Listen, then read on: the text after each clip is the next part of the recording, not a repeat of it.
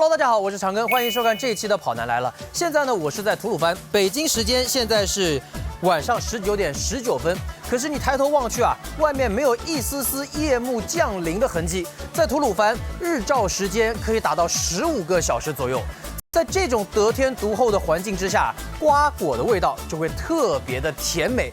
而这一期《奔跑吧》节目当中呢，我们正好有一位来自新疆的嘉宾，马上来看一下他来给我们带来的美食排行榜。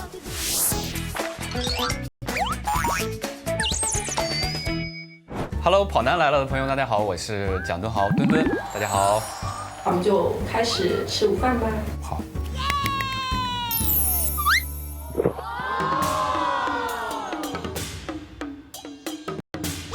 终于来了。这些都是新疆这边比较特色的一些东西。您应该都认识吧？我全认识。首先呢，这个它是一个凉拌菜，然后我一般叫它皮辣红，因为它是由皮牙子、辣椒和西红柿组成的凉菜。那什么是皮牙子呢？这是新疆人的一个叫法，其实它就是洋葱。哦，可以说它是一个解腻的菜，也可以是一个开胃的菜。所以，但是我一般会先吃它开一下胃，然后这样我等会儿好能多吃一点。很少吃皮牙子，就皮牙子这个我都改了好久，就是比如说菜里面说哦这是放了皮牙子，然后我的同事都会问皮牙子是什么东西，然后会觉得我在骂人。那这个就是羊肉串儿。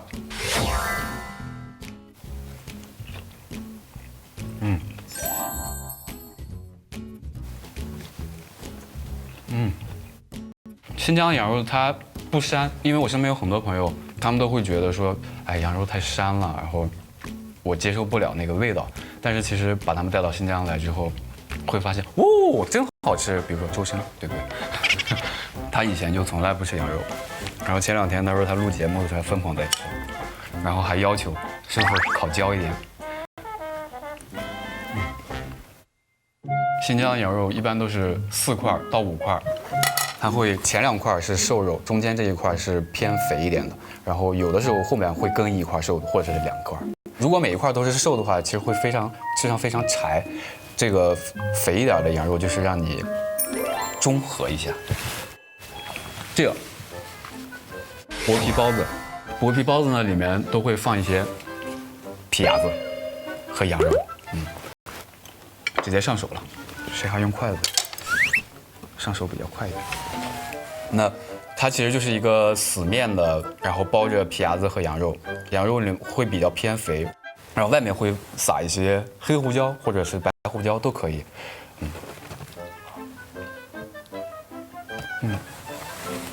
对，看到吗？非常香，一点也不腻。要不要把这边有一个很特色的早餐也吃掉？哦，这是汤饭，豆腐汤饭。一般很多观众可能觉得汤饭可能是不是泡饭的那一种？新疆的汤饭会颠覆大家的认知。它的汤饭其实就是以番茄汤为主，然后它会把面切成一小丁一小丁的。对，它里面是个面，所以虽然它叫汤饭，但它里面并没有米，大家觉得很奇怪。新疆反正有很多主食的。你也可以当做菜吃，主食。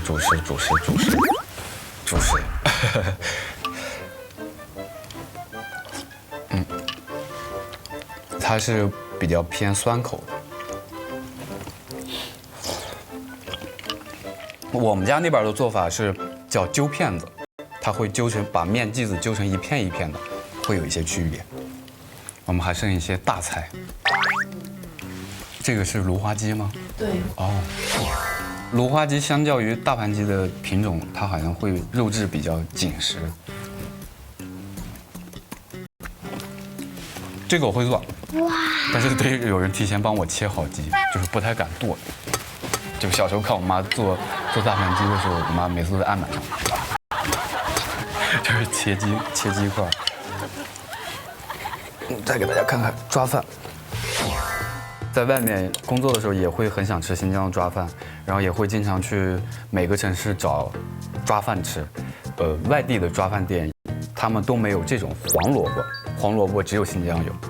判定一个抓饭店这么正宗，有黄萝卜就说明可能8、9不离十了。这个抓饭店，对。黄萝卜会比较好吃吗？苹果的话，我觉得黄萝卜会比较偏甜一些，胡萝卜就是正常的口感。你看，它这里面也放了葡萄干。这个抓饭叫碎肉抓饭，然后也有，比如说羊排抓饭，然后也有羊腿抓饭。刚来新疆的朋友不太习惯吃羊肉，可以点碎肉抓饭，因为有的抓饭店它的碎肉是牛肉的，所以你们可以放心的吃抓饭。一般吃抓饭还会搭配一些什么东西吗？我一般吃抓饭都会搭配烤肉，就是一口饭，一口烤肉。哪怕饭上面已经有肉了，还要再点2串肉。不，抓饭上的肉对我来说不够。我每次吃抓饭都得要加2个羊排，1个羊腿，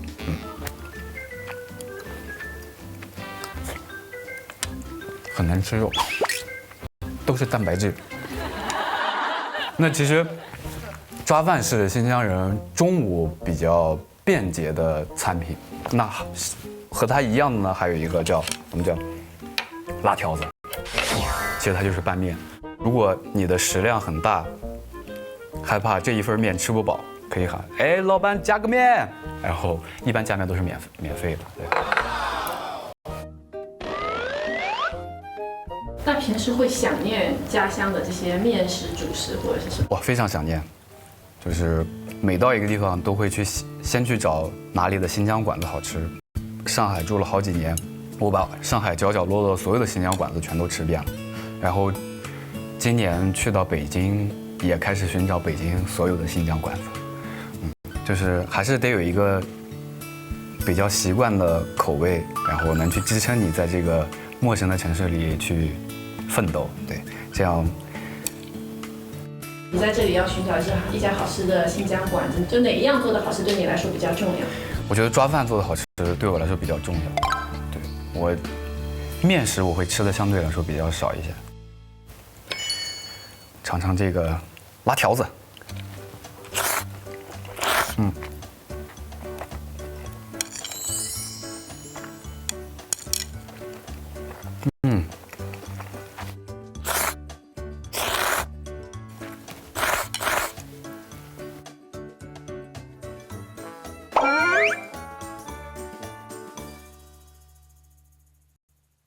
最后一道菜，这个是羊肉焖饼子。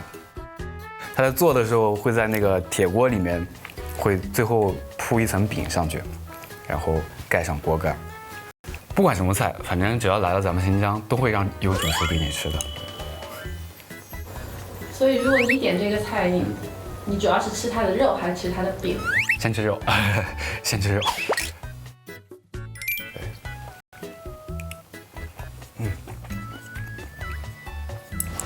这个好吃，强烈推荐给大家。它会相较于这些菜来说会更重口一些，因为它会有点辣度，因为它要让这个味道全部吸在这个饼子里，所以它可能会做的会更重口一点。焖饼子吃的时候记得蘸一下汤，不要怕油，就是得油着吃。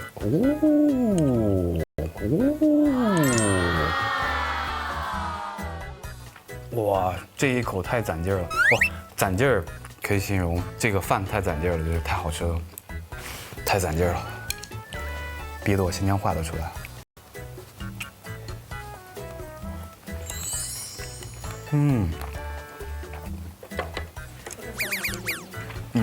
因为好几年没回新疆了，我好久没吃到这个菜了，所以特别想它。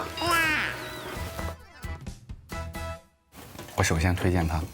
它是我的 No.1， 第2是抓饭，第3其实还是想推荐大家多尝尝剥皮包子吧，因为它真的给的料很足，里面全是羊肉和皮鸭子，喜欢吃肉朋友会很过瘾。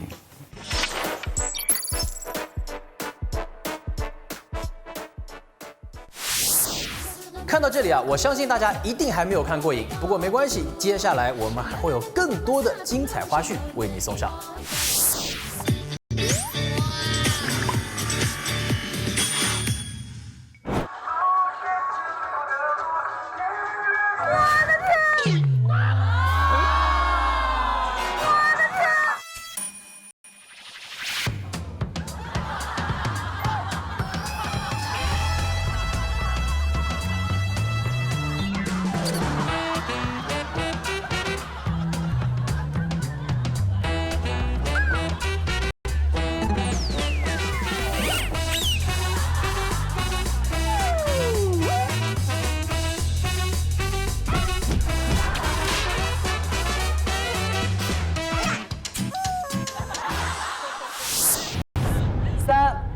1。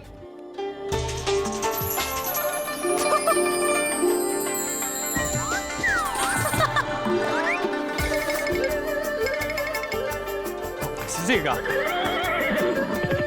我有拖拉机，我有什么玩意儿来着？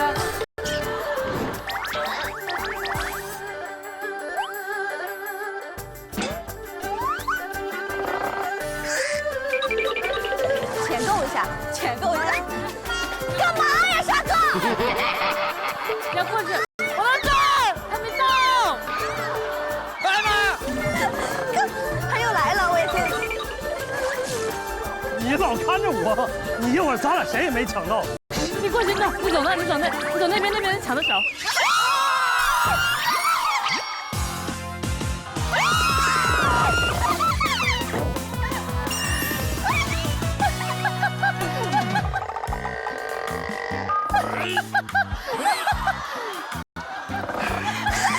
这次现在陈哥跟 baby 都有一半。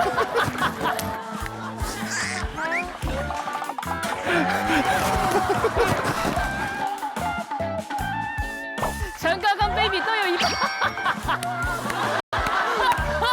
还在这样的呢，我都穿进去了，还给我拔出来。接下来是5进3的比拼，3、2、1。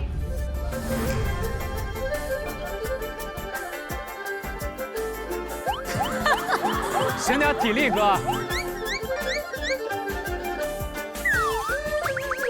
快点儿！那边，哎，不错。哎，别！哇，你们怎么这么挤呀？你太挤了，你这。他推我！你太挤了，你这。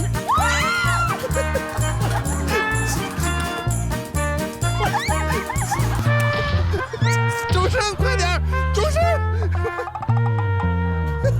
他进去了，他进去了。周深，快点！周深！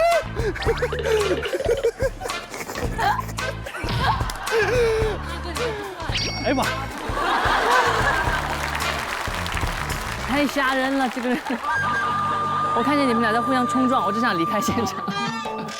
我受到了一记重创，刚才。我看到你们倒地上，真的。他现在是变成大魔王了，一下。3进1的比拼，请出歌。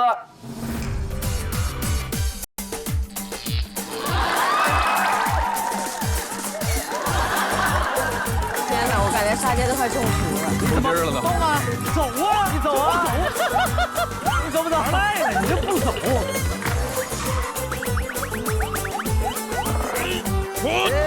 Kaşınla kara dediler Şirinsiz kem yar yar Güzel kaşının ben bir küre Canıma öpeme yar yar Güzel kaşının ben bir küre Canıma öpeme yar yar Sen çilemini kaybolar 嘿，让我来看看你的美，让我来看看你的美，你的眉毛细又长呀，好像那树上的弯月亮。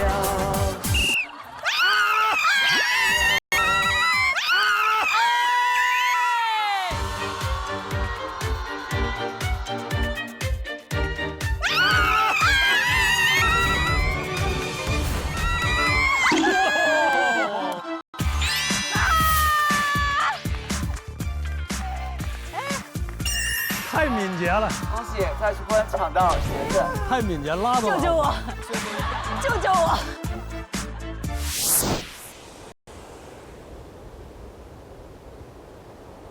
走，9。哇，好烫！我的天！哇哦！谢谢你。忍耐。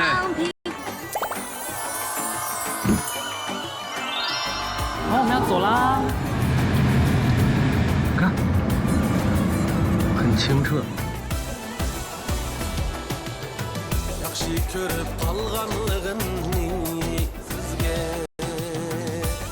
好热呀，真的。其实我发现我玩游戏有点不太行，因为早上你知道早上我们不是玩那个游戏吗？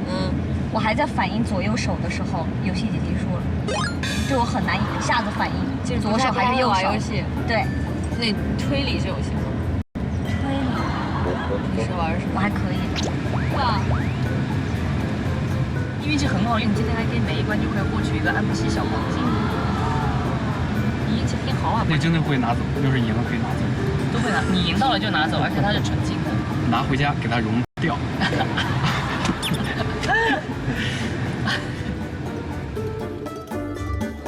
最后一集了啊！最后一集了，好快哦这一季，但确实这一季让我感觉还是有 family 的感觉的。哈密那集还是很有凝聚力的，非常有凝聚力，大家齐心协力去完成一个事情。最后你们还来了，就很圆满。你们要是没来的话，可能我现在就睡不着觉，我可能起不来。我们一定会来的。什么时候去补个妆什么的，腾哥也不爱补妆。我们失败了，失败了。不可能。没骗你，我们只能在这儿看你。我们真的尽力了，真的。你去补个妆，我们在电视机前等你啊。太煎熬了。但我们确实真的很努力了，在那一趴。太定了，你分开一点。大家真的很努力，我看到每一个人就是一直在冲那个时间。再来吧，快快快！不行！好感动的，我们就留在新疆吧。我就改个名字，安吉拉买买提。我就采取更哈密。可以哦。你爱吃葡萄吗？我平时不爱吃。不爱吃，因为他们说葡萄能美白。就是黑加仑吧，黑加仑才有意思。真的。OK。那什么能美白？柠檬。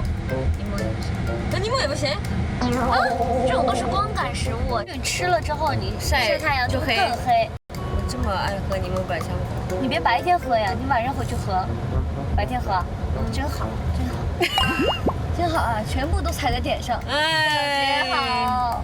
是你为啥这么白？天生的吗？我们那边没什么紫外线，但是你看我就是这个手特别黑，你是这样对比一下，来看一下，你没事，我有这么离谱吗？来得及？你很白啊，不黑啊，你看不黑啊，不黑，还不黑。回去我就做美容。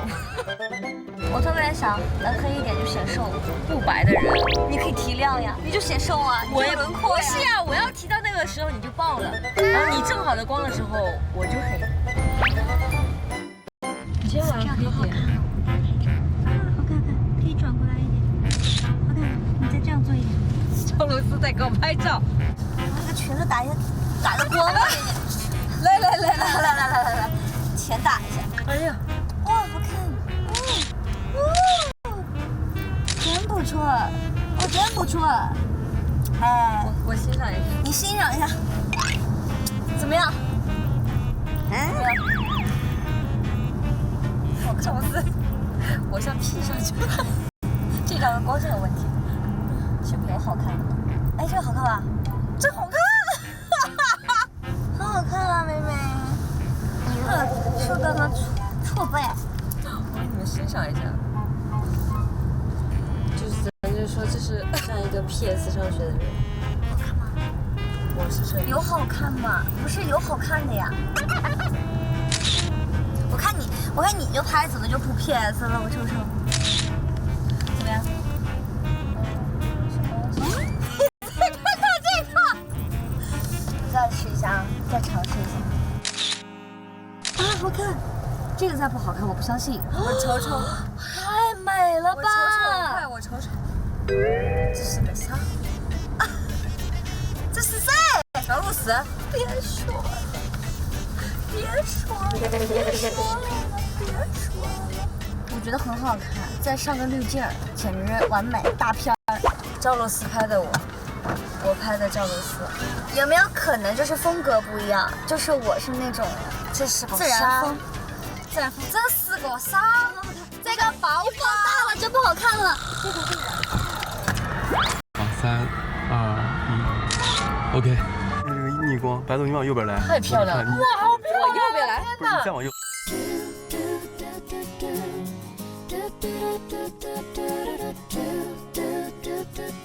好漂亮啊！你也没有必要，就是旁边还有个人，怎么没见你拍我？我就不可以是吗？就是你有。咱俩。天哪，这光应该拍出来我会很油吧？对。你还对？别拍了！你到底有没有爱啊？你这个人。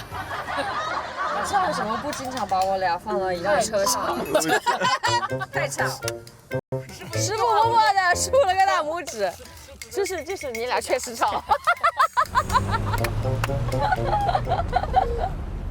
刚刚打电话给凯哥，他接了一脸懵。我说啥？你们什么任务？什么卧底？啊？什么意思啊？啊？我说行，知道了。你模仿的好像，是吧？哇！给我演上了。是机关那段，真的很好笑，你知道吗？我今天说了，就是希望LPD给我切中景，谢谢。不要看到那个西瓜汁，对不对？他在榨西瓜汁。哎我去，他在榨西瓜汁。因为旁边的人在笑，我又想笑，我又得吃，然后我。我就说你怎么一直在榨西瓜汁？你到底吃啊？但是你是节奏大师，你是有音乐细胞的，谢谢，我承认。这个不谦虚，这是我的好朋友，好朋友。但是你要笑死我，笑死我。咱俩真的是奇奇怪怪，是可能会烦死了。不要听。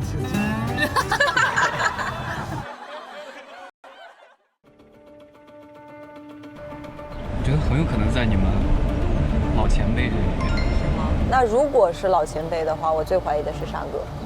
沙哥以前是军艺的校草，然后那个绿色的草，上一次我们玩游戏的时候就是指向的是沙哥。他今天很努力的想要赢游戏。我觉得不在咱们里头。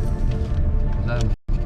为什么呢？因为我是觉得，你分析一下。最后一集的话，其实应该我们还是会做团结。要么就我们都是，要么就我们都不是，要么就是不在我们其中。我们都是不可能，我们都是不可能，那就我们都不是，我们都不是也不可能。欢迎来到葡萄沟。葡萄沟是国家5A级旅游景区，翡翠葡萄沟、珠宝满沟流。葡萄沟就是因盛产葡萄而闻名，同时也被称为火州中的桃花源。确实没那么热了，凉快了，凉快了，一下就凉快了，舒服了，舒服了。好多葡萄啊，好漂亮啊！哎，好美啊，好漂亮啊！这是工作人员给大家准备的葡萄，可以品尝一下。谢谢。干杯！干葡萄，干葡萄，酸吗？酸。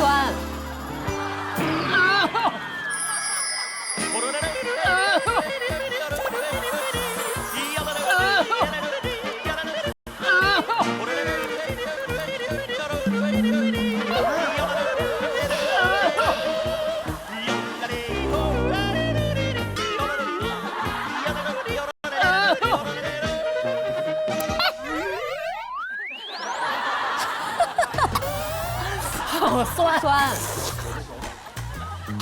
你这么不能吃酸啊？我特别不能吃酸啊，我也不能吃。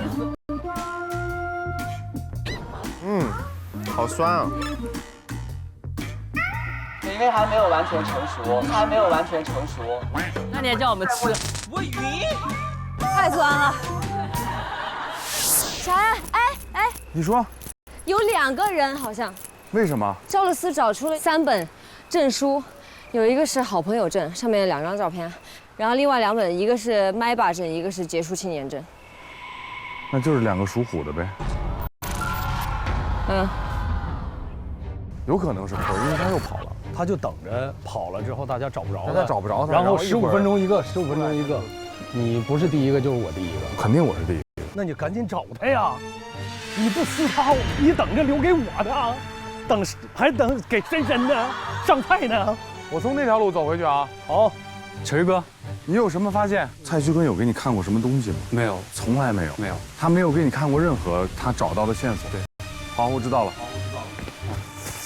嗯，如果我见到他，我做一个要撕他的动作，他要是跑了，他就心里有问题。什么玩意儿这是？好朋友证还有2个证。他还有个朋友，这个事情就很……我觉得这是不是证明是2个？应该是有2个人。对啊。 2只老虎是不是2个女孩？哎呦我天！吓死了！吓死了！咋回事啊？我撕你名牌，你为什么要跑呢？你撕谁名牌谁不跑啊？我们散一散呗。我们这样聚在一起，能聊出什么呢？能聊出什么呢？然后15分钟之后就会有一个人 out。散吧散吧。你是不是要保证一会儿快到15分钟了？我，对，想多了。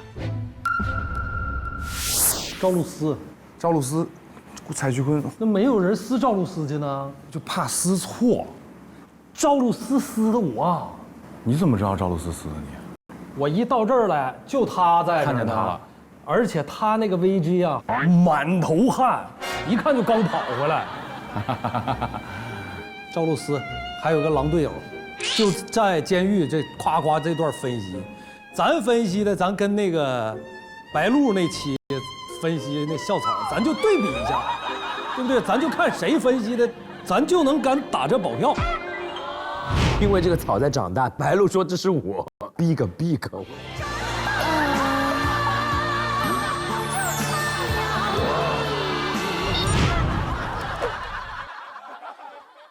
看到没？谁呀？谁呀？不是我，深深把我撕掉了。然后呢？然后呢？然后我不是，我真的不是。哇哦！不是。啊。你在演？我都来这儿了，我还他来这儿了，他还能演啥呢？还有一个狼队友呢。他都撕了。还有那个狼队友是谁？那后面得有标啊，我没有。我没有。我们可要动手。真的没有。那个狼队友是谁？真的没有。还有一个狼队友，2个人都撕了才能赢，他肯定是一个，你别信他。不是我。一定不是他。你。不是我，你能不能第10季了醒一醒？我现在啊，说什么我觉得都没有任何意义。就是你撕的我，没毛病。帅哥，不是我怎么说？你转200块钱。好，不是我转200块钱。要是你的话，你给我200是吧？是我的话，给你500。到账200元。这一季的最后一期的录制就结束了，好快哦！不知道大家对于这一季有没有什么想说的？遗憾就是你没来。哎呀，确实很遗憾，我都很遗憾。全勤奖没了。缺席了多少次了？6期。我觉得留一点遗憾吧，我们下一次尽快团聚，这样会更美好。不是我，空中 wink。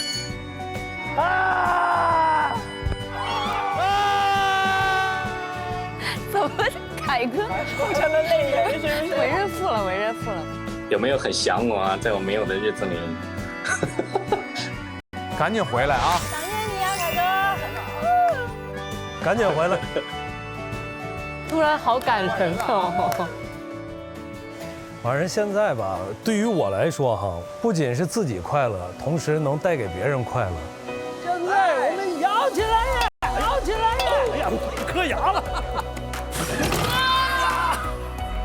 眼不花耳不聋了，哎，真给面啊，真给面啊！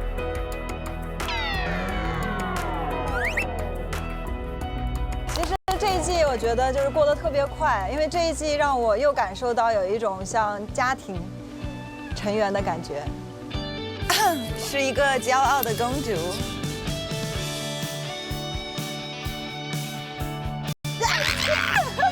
加油加油加油！我们最是可以。我觉得大家不管是信任啊、默契啊，彼此之间的这个化学反应吧，非常的让我有归属感。我願能一生永遠陪伴你。所以非常開心，感謝大家，感謝奔跑吧。其實剛來的路上很巧，就是來這兒的路上，我跟深深對，我們在聊這還在個事情，說這個事情，就是連我的攝影哥哥都覺得我們好像彼此熟得很快，就沒想到我們能熟得這麼快。歡迎我們這一季新加入我們兄弟團的2位成員，白鹿和周深，歡迎2位。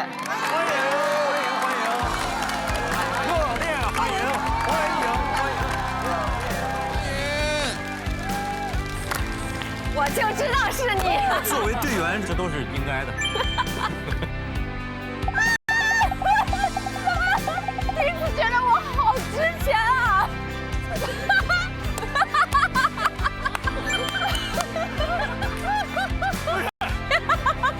我在跑男的每一分、每一秒、每一個展露出來的笑容，都是真的開心。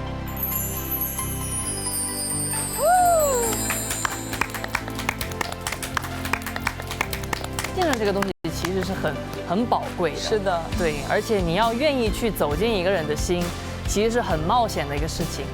真的，我建議你先不要跟太多人講你的東西，你不能相信所有人。我找你就是因為我相信你。你還有錢嗎？有。這個菠蘿嗎？什麼都我把錢給你。你也覺得是代言人嗎？他錢都給我了。但是來到跑男，我發現這裡的開心，這裡的情誼，願意讓你勇敢的去做一件冒險的事情，是我非常意外的一個收穫。所以也謝謝你，謝謝。謝謝。謝謝，謝謝蝸牛。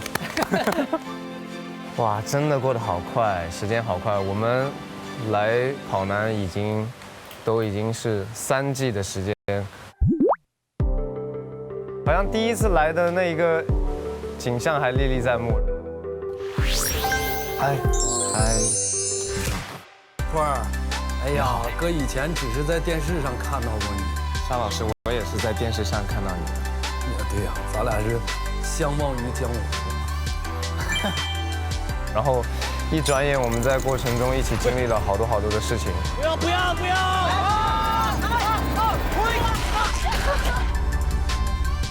起，慢。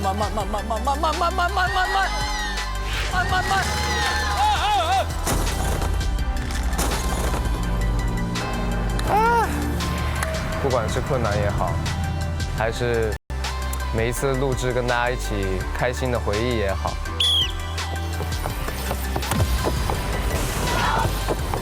接住！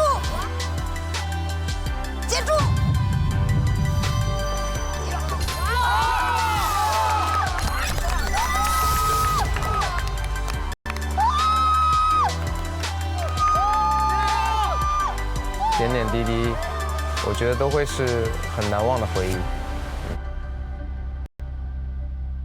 其實就像凱凱說的，有的時候好像沒有遺憾，人生也挺遺憾的哈。陳哥用勁兒。後邊不能動，後面就保持平穩。陳哥加油，你肯。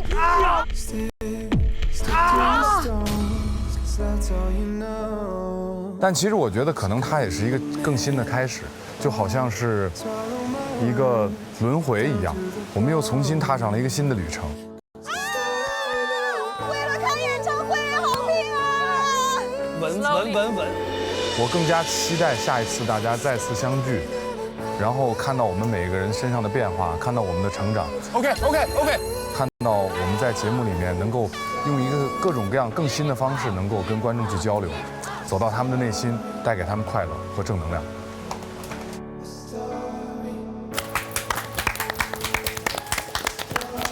我們這一季的奔跑吧要收官了。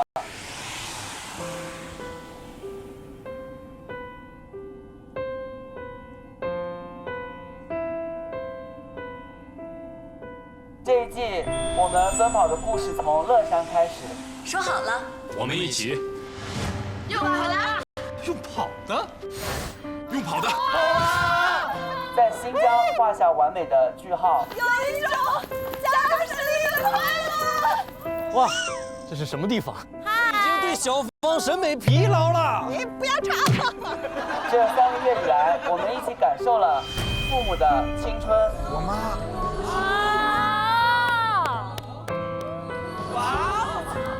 What？ 啊？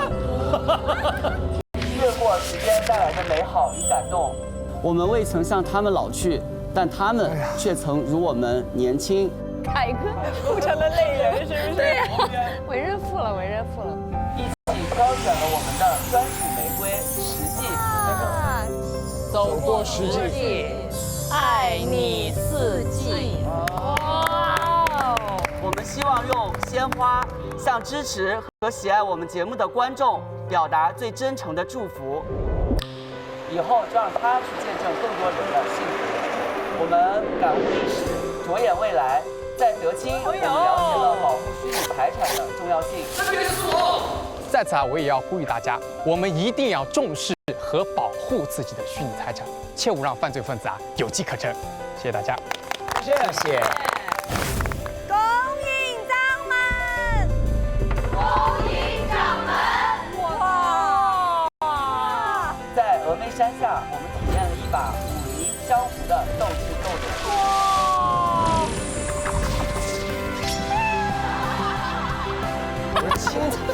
你们都笑什么呢？我真是吃惊啊！你想用语言的诱导，让大家投我们？啊！对不起，是我。啊，重玩一遍行吗？在奢香景林，我们领略了民俗文化的魅力与价值，懂得了音乐的珍贵与不可或缺。妈呀，主题歌！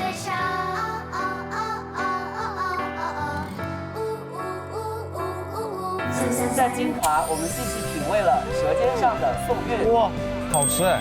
还开展了一场老板与员工的较量。你觉得自己有什么能力可以加入我们公司？你感觉自己能为我们带来什么贡献？感觉你就是那种便宜的人。你让他说句话好不好？我就一个字，爱。这样吧，我再开一家吧。最后一站，我们来到了新疆。与世界冠军切磋。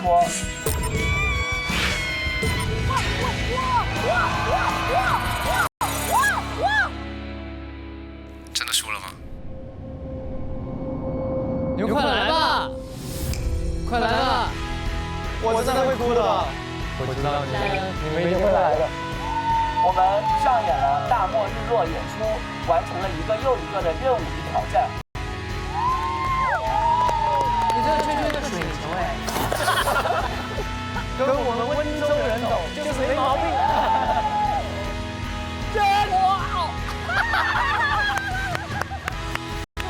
乔许诺，让我吧，求求了！松开！Let's go！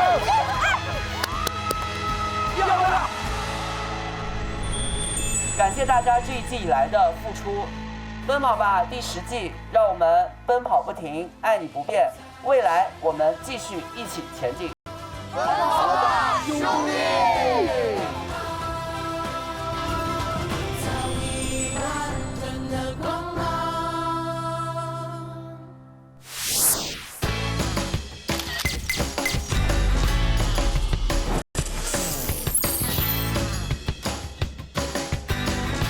首先是觉得新疆非常的热，而且新疆的朋友们非常的热情。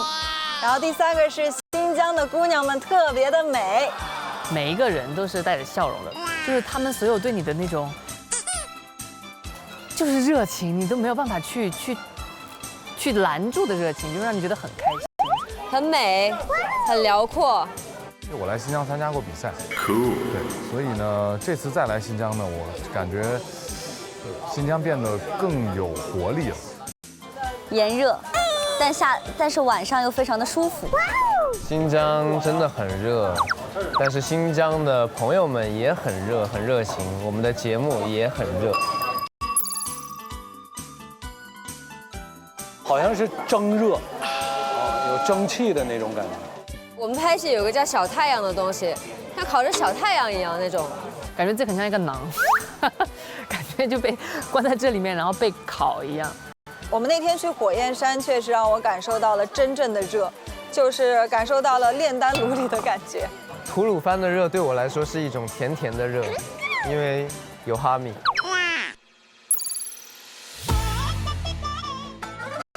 新疆的羊肉串现烤的太赞啦！因为他们的羊肉没有一点点任何的膻味，羊肉味儿，就是非常非常好吃，而且它的肥肉一点都不油，你吃感觉像吃一个小果冻一样的那种感觉，就是瘦肉配着肥肉吃，太好吃。因为我是一个不爱吃羊肉也不爱吃肥肉的人，但是那个羊肉串我吃了好多串，我们录完之后我们还加了几串，语速好快，证明它真的很好吃。我要说一个是馕，味道是非常香的，而且它有各种各样的做馕的办法，它有像烤馕，烤馕就很像吃锅巴，就是贼好吃，就它像给你炒了一道菜一样的，那个菜是脆脆的馕。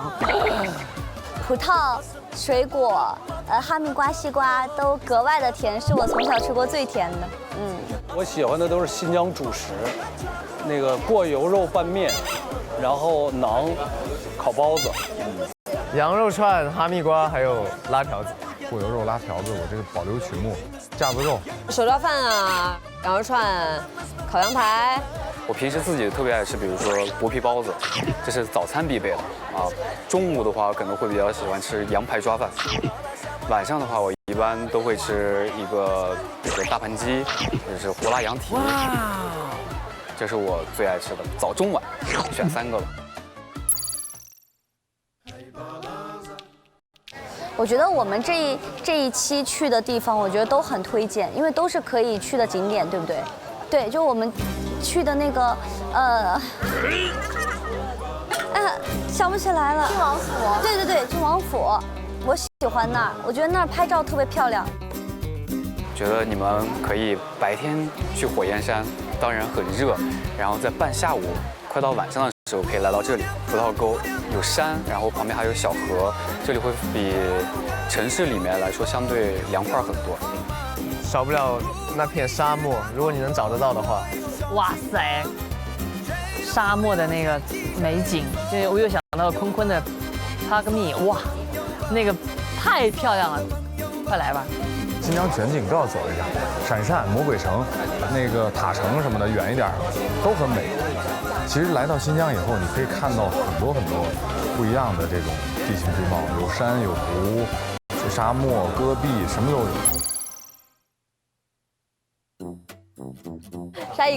沙哥，他好像越来越聪明了，不知道为什么。哎，感觉这年龄在往上增，然后智商也在往上增。深深吧，对，不管是节目当中、游戏过程当中的拼搏，大家也能看得到，有的时候可能他跟别人撕名牌的努力状态，然后后面的这个游戏分析，包括一些角色扮演，甚至是这个好人坏人当中的这种慢慢的这种变化，大家会看到非常明显。其实我觉得我们都变化挺大的，在这一季。这一季其实非常感谢白鹿和深深的加入，就是有他们在，就觉得很开心。就像跟白鹿相处的时候，就完全没有压力。然后深深非常的暖，他就记得小海绵喜欢玩冰块。然后有一次我们录节目的时候，有一个小冰壶，他说：“哎呀，这个海绵会喜欢玩。”就这种小的细节会让我觉得很暖。我觉得每个人的变化其实都挺大的，每一季我们都能感受到，大家都在一点点的改变，但是这种改变并不是距离，很微妙，也很神奇，因为我们还一直都在这里。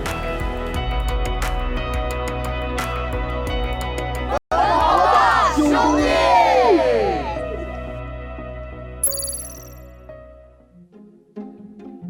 有非常懊恼的就是九阴白骨爪那一期，我真的觉得自己是个坏人，一直在帮坏人玩，然后最后我原来是个好人，就是笨蛋了。我有一次生气的就是我间接出卖烧饼，自己的一些小失误吧，我感觉应该是破坏了这个游戏的精彩度，所以我们那天录完我是很难过的。我们每个人都会很想一起把每一个游戏都玩得非常非常好玩，去带给大家快乐。节目组的意见，我觉得游戏真的可以稍微再把我们想的更厉害一点，因为我们之间的熟悉的速度也是超乎我预料的，并且我们对彼此的理解和了解也是超越我自己想象当中的，所以我觉得小 PD 压力现在交给你了，小瞧我们了吧？但是呢，体力方面我还是放过我。提个建议啊，我觉得未来的节目会越来越难做，因为通过今天，我发现我们之间的信任已经达到了一个新的高度，就是大家非常熟悉对方，熟得非常快。吐鲁番的葡萄熟了，以后怎么当卧底太难了。那还是会期待要拿到卧底的身份吗？说实话，现在我有点不敢，真的要修炼一下自己才敢拿卧底啊。建议节目下次还能叫我来玩。小 PD， 我要感受一下非遗，还有泥潭。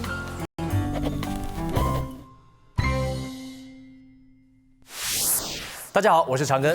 在这几期《奔跑吧》节目当中呢，我们的嘉宾啊是跟大家一起去了解了关于新疆的很多风土人情。那么今天呢，我来到了新疆很有特点的一个地方，那就是坎儿井民俗园。坎儿井万里长城、京杭大运河，并称为中国古代3项伟大工程。现在我们请讲解员为我们来讲解科普一下。您好，你好，我是古塞诺米基提。下面呢，我为你们讲解的是我们坎儿井沙滩模型。你们看，我们最上面的是天山，我们坎儿井的水源呢就是天山的雪融水，红颜色的是火焰山，下面是吐鲁番盆地。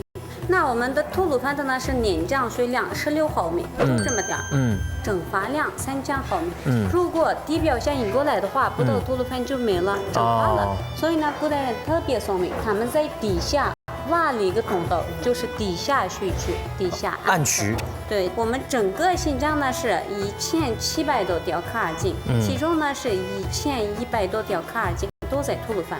那么多条坎儿井都在吐鲁番的原因呢，是吐鲁番有3个有利的条件。第一个呢，就是天山和火焰山中间有一个水库，所以呢，吐鲁番有丰富的地下水源。那我们第二个条件呢，就是吐鲁番坡度落差，北高南低。对，我们挖坎儿井的时候，从下往上挖。矮的地方开始挖。对，我们第3个有利的条件呢，就是吐鲁番的土，也就是坎儿井的土非常好，越碱水越硬。